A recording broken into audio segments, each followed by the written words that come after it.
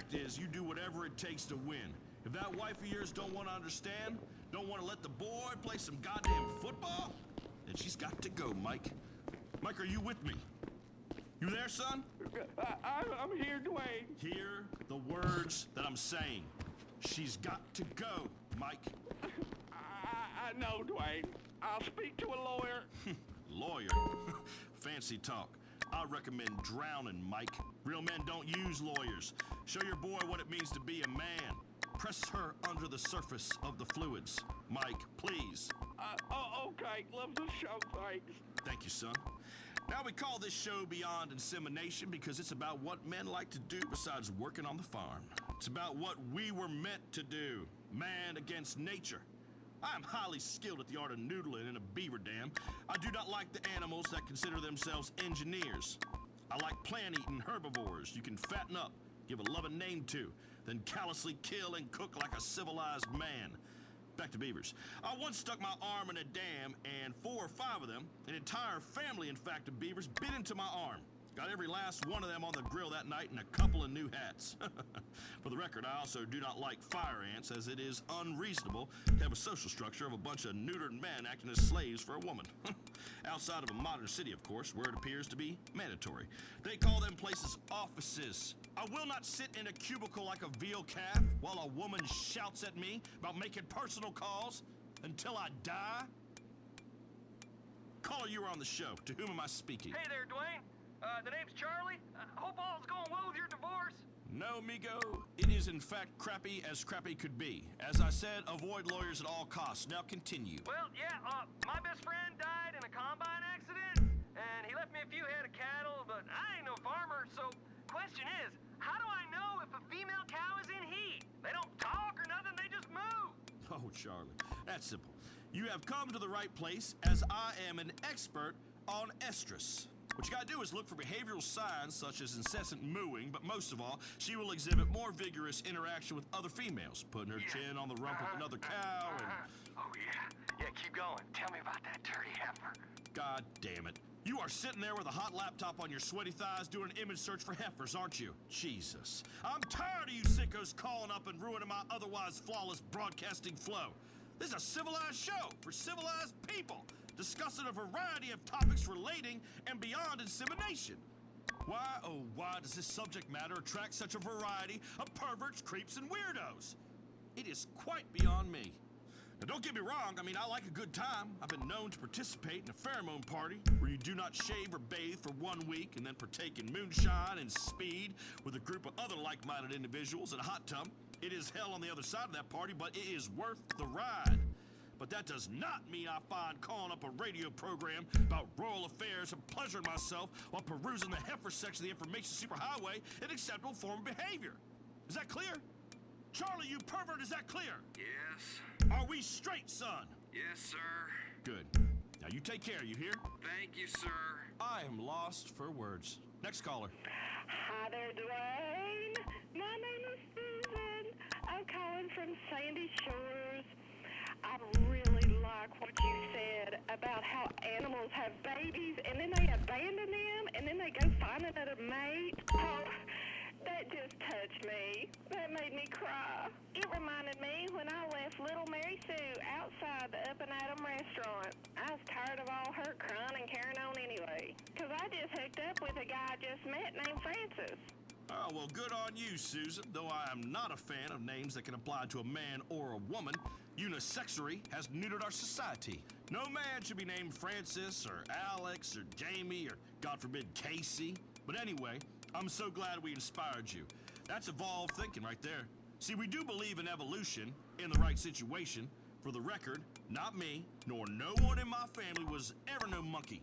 Nor have they been with a monkey, not ever, not even at the zoo, nor pretty much any animal, aside from the usual ones we all practice on. There, that's cleared up. Science and truth can exist together, you see. We can learn a lot from nature. You know how a mama puppy cleans up after a litter by eating their waste?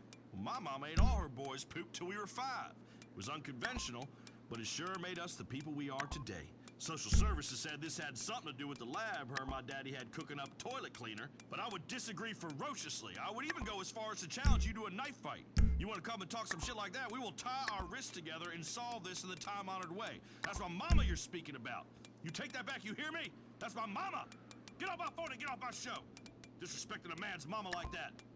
Now then, changing tack for one special moment. Well, we all know that part of being a man is heeding the call of nature, to kill it and serve it grilled to members of your family and or tribe. I've been hunting since I was a small boy, and I can in fact track more than 16 different species of ruminant animal. While our olfactory senses have been dulled as hell by so-called civilization, in nature, all they got is smell. I know how to simulate the odor of any species.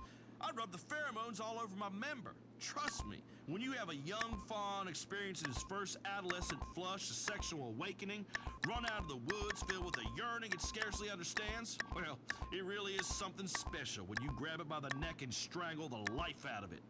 As its terrified eyes look up at you, it suddenly realizes, hey, you ain't my mom, and you sure as shit ain't some young stag gonna gently educate in the ways of the birds and the bees. And in this way, you two really share a special moment as terror takes hold of its central nervous system, and you put the creature out of its misery.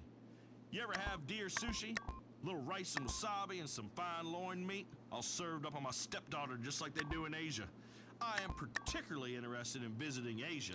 I've always been kind to the Asiatic cultures. I've always enjoyed them, from kung fu to martial arts and fucking throwing stars. I'd really love to see Thailand, though. Somebody say ping pong? Just saying, not judging. Ain't my way. Johnny, you are on the show. How can we inseminate you? Hey there, Dwayne. Big fan. Love the show. I love how it's educational and funny. I tell you what, if you'd been one of my teachers, I'd have spent longer in school. I'd have learned something useful. As it is, I'm a trucker on the weekends. Oh, really? What you hauling, Johnny? Hell, pollution. From a big leak they hushed up. Pays triple and I need the money. Anyway, my boy's serving overseas. Oh, Marines. Nah. Navy? No, he's serving a sentence overseas in Burma. Those bastards put him away for being an entrepreneur. He's a patriot.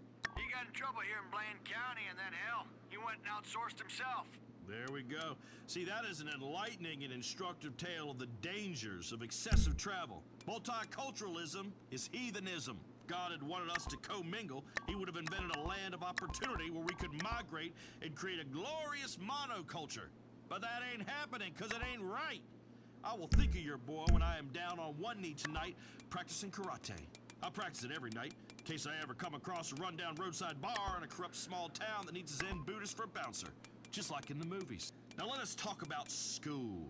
I learned everything I need to know about life and everything beyond insemination by working outside with my hands. Now, I would not propose that you should therefore abscond from the American education system, but let's be honest, book learning ain't ever done no one any favors. You know, the other day when I was shearing sheep, I had a young ewe pinned to the ground, bawling in terror as I took the wool clean off it. And I began to wander, drift, and daydream beyond the depilatory tasks relating to this quadrupedal ruminant. I began to think about children. It is a scary world that we are bringing children into through the machinations of our loins. We have pledged to protect them. But at times, a demonstration of force is undoubtedly necessary, as is often the case with your mate.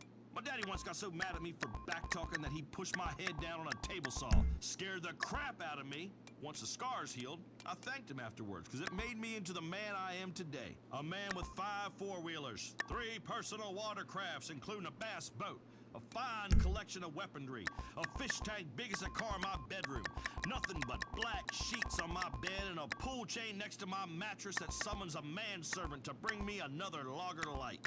That's what success and a good work ethic can get you. And of course, a top-ranking nationally syndicated multi-award winning radio show. Speaking of which, this has been Beyond Insemination. We didn't get to this week's romantic interlude with Big Dwayne, but trust me, we will. Be good, cook until it hurts, and fight artificial insemination as it is unnatural and blasphemy. Until next time, I'm Dwayne Earl, and you are not. This has been Beyond Insemination. You have been inseminated. Travel around the country in style. style in a recreational vehicle from Larry's Used RV Sales. Spend your golden years living on a bus with all the luxuries of home. A tiny stove, a minuscule toilet, and a shower that's like a dog pissing on you. Imagine spending weeks on end living in a tin can surrounded by 400 gallons of your own piss and shit in a holding tank. It's a true paradise and far superior to any hotel or rental home. Many of our RVs get up to 6 or 7 miles a gallon downhill. Enjoy the nomadic lifestyle and visit RV campgrounds around this great country where your new neighbors in the vehicle next to you are either fun-loving meth heads or exciting and mysterious serial killers. Stop by Larry's Used RV Sales today. Blaine County Radio. Home of shows like Beyond Insemination, Your weekly journey into semen, sawdust, and savoring the good things in life. Tractor Madness, Hey, come on, let's get this shit going. Heart-to-Heart Surgery, Rodeo and Rehab, and rebroadcasts of some of our more colorful citizens. I, Ronald Jakowski, say screw your gates. 96.5 FM. Blaine County Radio. Coming up next, it's Blaine County Radio Community Hour and a rebroadcast of the podcast by Ronald Jakowski. The missiles are airborne. America, you have 6 minutes before you are annihilated. The dead have risen and are feasting on living humans. We're at the scene. Do you have ED? Why secret government experiments have already made you impotent.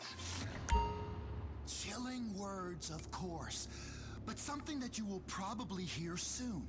Or would if it wasn't being kept secret from us by the lamestream media and all the other gatekeepers. Well, today on Blaine County Radio Community Hour, I, Ronald Jakowski, say screw your gates. I will show you how close we are to death by robopocalypse and how little freedom we really have. Open your ears, people! Thanks to the collapse in media advertising, local stations such as this have eliminated their staffs and allowed volunteer truth seekers like me to finally be heard. Shit, where's that sound effect button? I'm the one to tell you the truth. There will be no more lies.